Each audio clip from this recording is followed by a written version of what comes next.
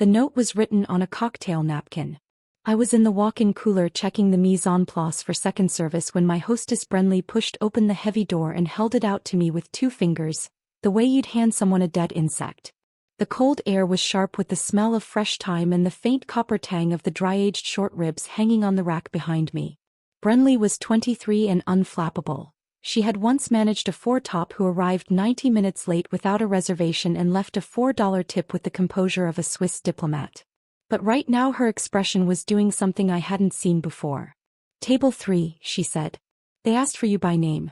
The older man said to give you this." I unfolded the napkin. "Margot, we need to talk about Felix.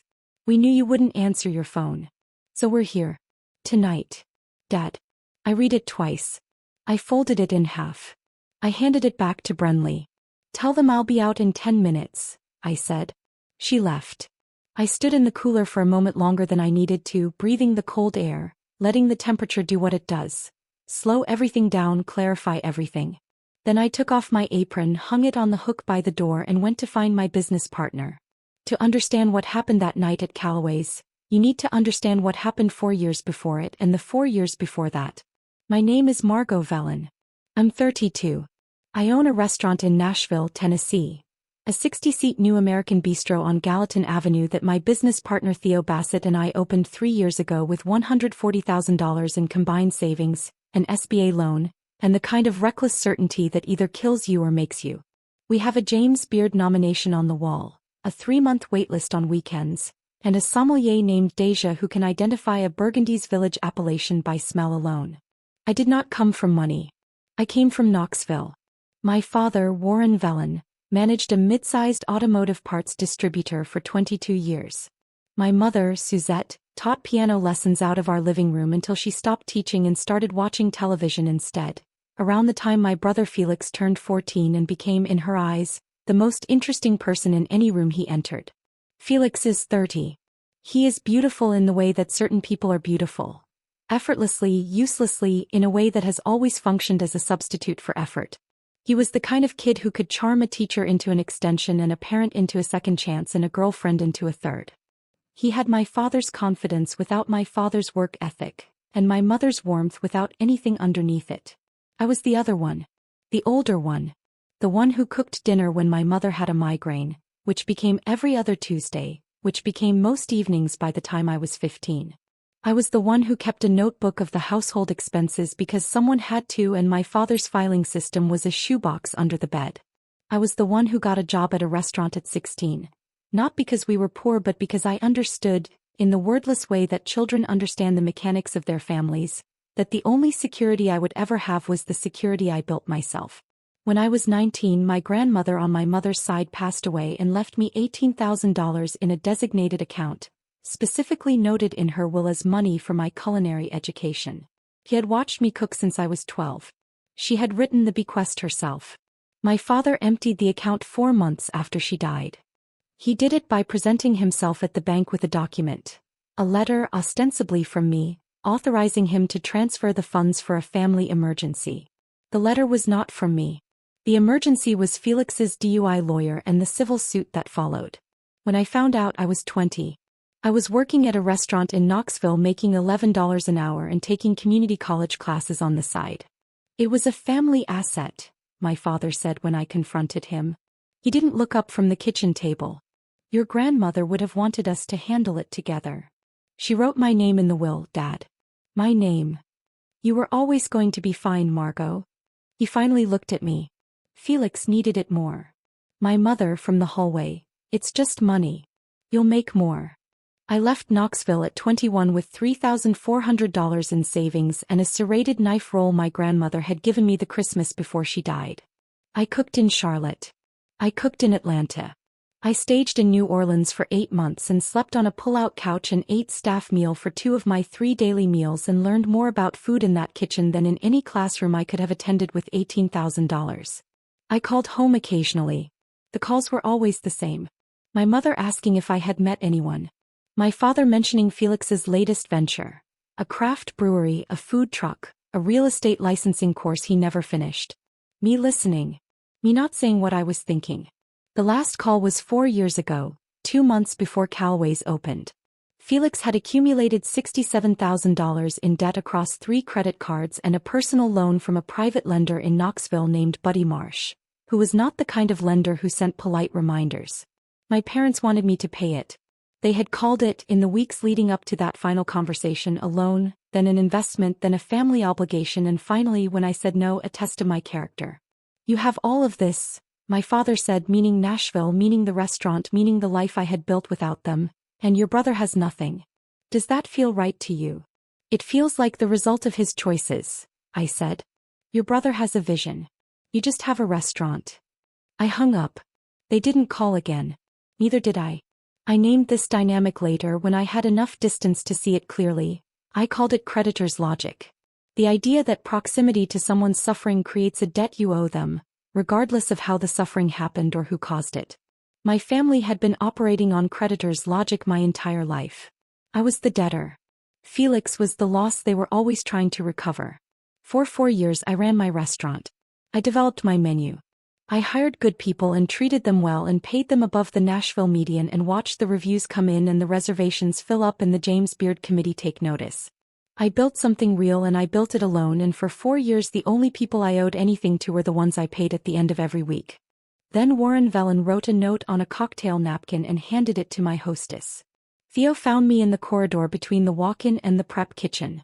He was 41 with a background in restaurant operations and a stillness that came from having seen most things go wrong at least once. He had been my partner in this restaurant and my friend for 6 years. He took one look at my face and said, "How bad?" "My father and brother are at table 3. He was quiet for a moment. "What do they want?" "Felix." "Money." "Same thing they always want." "You want me to go out there?" "No." I straightened my jacket. "I want you to call Renata." Renata Osei was our attorney, a Nashville-based business lawyer who had handled our incorporation, our lease negotiation, and a noise ordinance dispute with our neighboring building the previous spring. She was meticulous, unsentimental, and she had a particular expertise in fraud recovery that I had never needed until now. I knew I was going to need it tonight. I called her myself from the dry storage room while Theo managed the floor. She answered on the 3rd ring. "Margot." Her voice was level. She knew me well enough to know I didn't call after 8 p.m. for small things. "My family is in my restaurant," I said. "They're going to ask me for money. I need to know if there's anything I can do tonight, legally, documentably, to protect myself and potentially recover the $18,000 my father stole from me 11 years ago." Pause. "Tell me everything." I told her about the will, the forged authorization letter, the $18,000, the bank. I told her about the $67,000 in Felix's debt and what I suspected my father was going to ask me to do about it. She listened without interrupting. "The statute of limitations on civil fraud in Tennessee is 3 years from discovery," she said when I finished. "In your case, discovery was 11 years ago, so that's cold.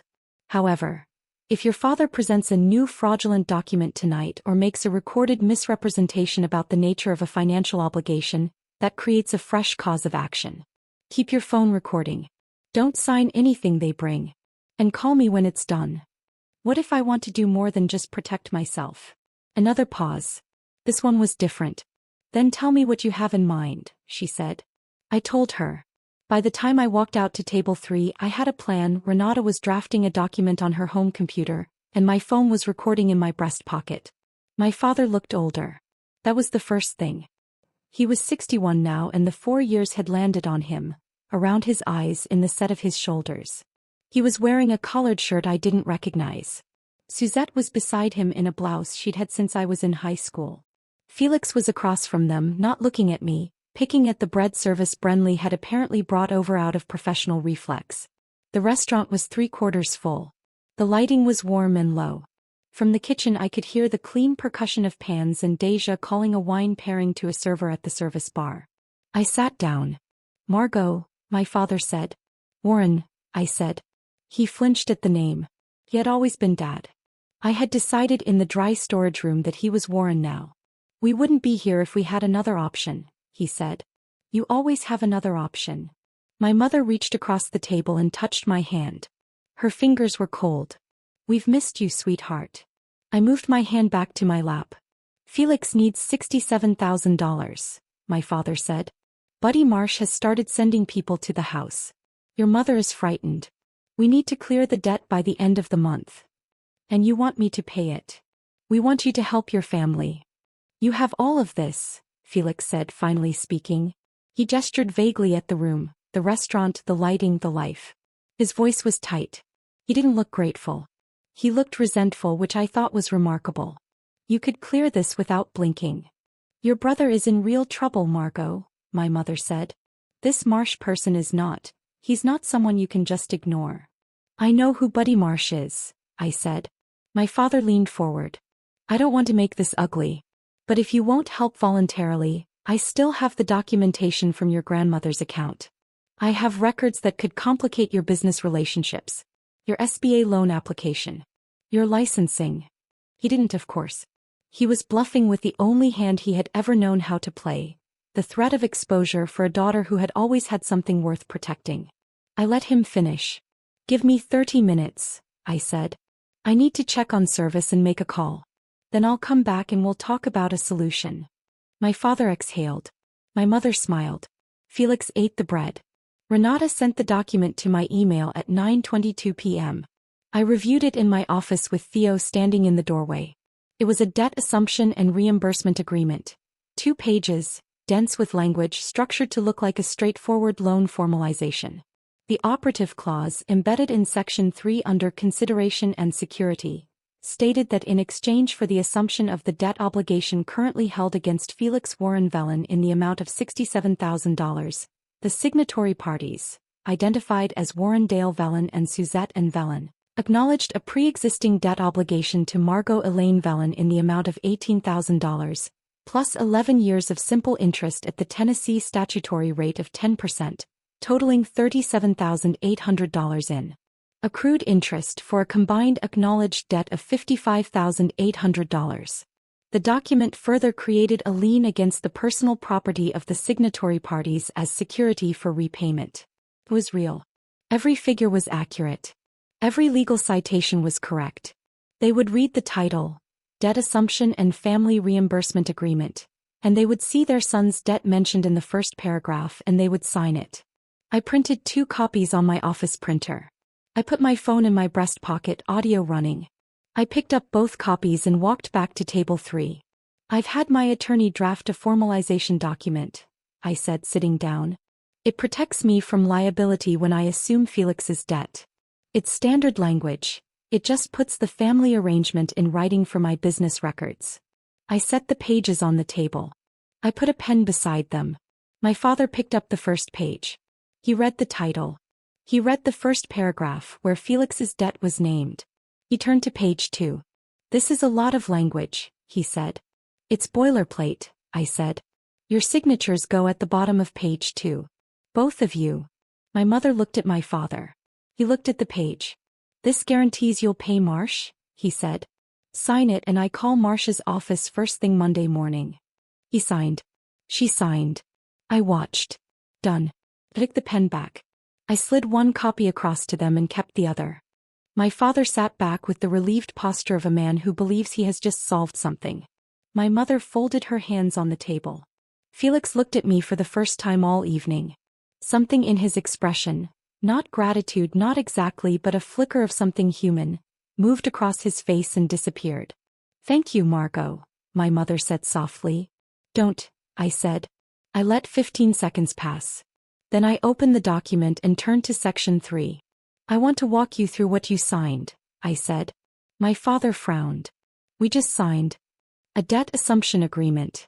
Correct. Which means I assume Felix's $67,000 obligation to Buddy Marsh. I set my finger on the page. It also means you've acknowledged in writing a prior debt obligation to me, $18,000 principal, representing my grandmother's bequest that you transferred using a forged authorization letter in 2013, plus 11 years of statutory interest at 10% simple, totaling $55,800. The table went very quiet. The restaurant noise continued around us. Silverware, low conversation, the clink of Deja opening something at the service bar. Our table was an island of silence inside it. That's not what that document says, my father said. It is, I said. Section 3, Subsection B. Signatory parties acknowledge a pre-existing reimbursement obligation. You read page 1. You didn't read page 2. He grabbed the document. He found Section 3. He read it. I watched his face change. This is a trick, he said. His voice had gone flat. This isn't enforceable. It's a notarized, witnessed agreement signed voluntarily by both parties. My attorney drafted it. She's very good. I paused. There's also this. I placed my phone on the table and played 30 seconds of audio. My father's voice from earlier that evening, describing the authorization letter he had presented to the bank in 2013. His words, not mine. His admission that the letter had not come from me. The color left his face. You recorded us, my mother said. Tennessee is a one-party consent state, I said. I was a party to the conversation. Felix was very still. The document creates a lien, I continued. Renata will file it against your personal property Monday morning unless you'd prefer to establish a repayment schedule tonight. The $55,800 can be structured over 5 years at the statutory rate. That's approximately $930 a month. We don't have $930 a month. Then sell something. I stood up. I picked up my copy of the document. I'm going to comp your dinner tonight because I was raised to be hospitable and that instinct is apparently unkillable. But I want you to understand something before you leave. I looked at my father. You told me Felix had a vision and I just had a restaurant. You were right that I had a restaurant. You were wrong about what that meant. I didn't wait for a response. I walked back to the kitchen. Renata filed the lien on Monday. My father called 4 times that week. I let each call go to voicemail and forwarded the recordings to Renata for documentation. On the following Thursday, his attorney, a Knoxville general practitioner named Gary something who sounded tired on the phone, contacted Renata to discuss terms. We settled on a structured repayment of $55,800 over 60 months. First payment due the first of the following month. Automatic transfer set up under Renata's supervision, directly to an account in my name. Felix sent me a text. I didn't know about Grandma's money. I want you to know that. I read it twice. I believed him, which surprised me and changed nothing. Buddy Marsh received $67,000 from a certified account transfer on a Wednesday morning, 11 days after the dinner. I classified it as a business debt acquisition. Renata confirmed the tax treatment. I now held Felix's debt note. He owed me, not Marsh. I offered him a zero-interest repayment plan, 18 months, no penalties. He took it. My mother did not contact me. It's a Tuesday in March. Nashville is cold but not bitter. The kind of cold that feels like an argument the city is losing to spring. I'm at the bar before service, tasting through the new wine list with Deja. She's walking me through a Willamette Valley Pinot she wants to add to the By the Glass program. And the glass is cool in my hand and the wine smells like rain and cedar and something faintly animal and warm that I don't have a word for but that I recognize the way you recognize a voice. Yes, I tell her. Order 2 cases. He writes it down, satisfied. The kitchen is starting to move behind us. The low percussion of prep, the hiss of something hitting a hot pan, the smell of shallots and butter beginning to caramelize, which is one of the best smells produced by human civilization as far as I am concerned. I didn't ruin you, I thought, to no one. I just stopped letting you ruin me. I set down the wine glass and went to work. Have you ever had to become the villain in someone else's story just to finally be the hero of your own? Tell me in the comments. I want to know how far this one travels.